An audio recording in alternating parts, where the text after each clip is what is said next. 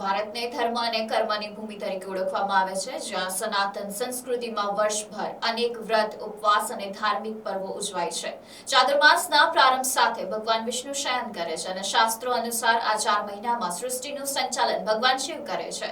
દેવેશ્વર ધામ ખાતે ગુરુ પૂર્ણિમાના પર્વે ગુરુના મહિમાનું વર્ણન કરતા જણાવાયું કે જીવનમાં શિક્ષણ અને સંસ્કાર જેટલા જરૂરી છે, એટલો જ એક સદગુરુનો આશ્રય પણ આવશ્યક છે.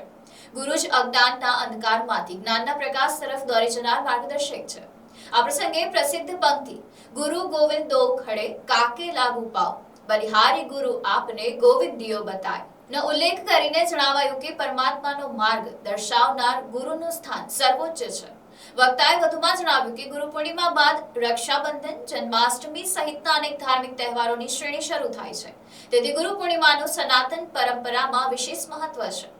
આ ગુરુ પૂર્ણિમાના પાવન અવસરે અમે ભગવાન દેવેશ્વર ધામથી પ્રાર્થના કરીએ છીએ કે તમામ ભક્તોને તેમના ગુરુઓનો આશીર્વાદ સતત પ્રાપ્ત થતો રહે અને દરેકના જીવનમાં સુખ, શાંતિ, સમૃદ્ધિ તથા ઉત્તરોત્તર પ્રગતિ થાય. જી જય દેવેશ્વર. સમગ્ર વિશ્વમાં જે આપણી ભારત ભૂમિ છે એ ધર્મ અને કર્મની ભૂમિ કહેવાય છે. જેમાં ધર્મની ભૂમિમાં આપણા હિન્દુ સનાતન સંસ્કૃતિમાં જે પૂજાપાઠ હોય, વ્રત જપ હોય, તેમાં ખાસ કરીને આખા વર્ષ દરમિયાન ઘણા બધા વ્રત ઉપવાસ આવે છે.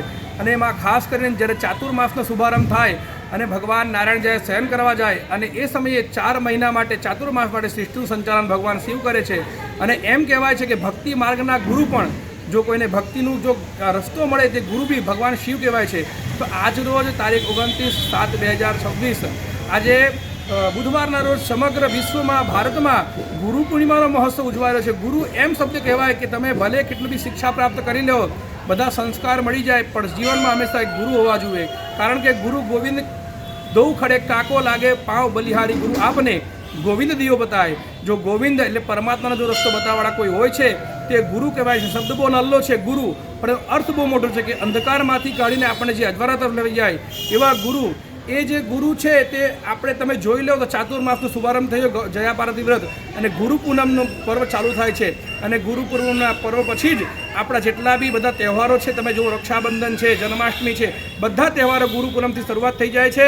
તો આજે ગુરુ પૂનમ આપણા આખા ભારતમાં અને સમગ્ર વિશ્વમાં ધૂમધામથી ઉજવાઈ રહ્યો છે. તો આપણે ભગવાન દેવેશ્વર ધામથી બધા જ જેટલા ભક્તો છે ભગવાનને પ્રાર્થના કરીએ કે સમસ્ત ભક્તોના જીવનમાં એમના ગુરુઓનો આશીર્વાદ પ્રાપ્ત થતું થાય અને સમગ્ર ભક્તો જીવનભર ઉત્તરોત્તર વૃદ્ધિ કરતા રહે એવી ગુરુની કૃપા પ્રાપ્ત થાય.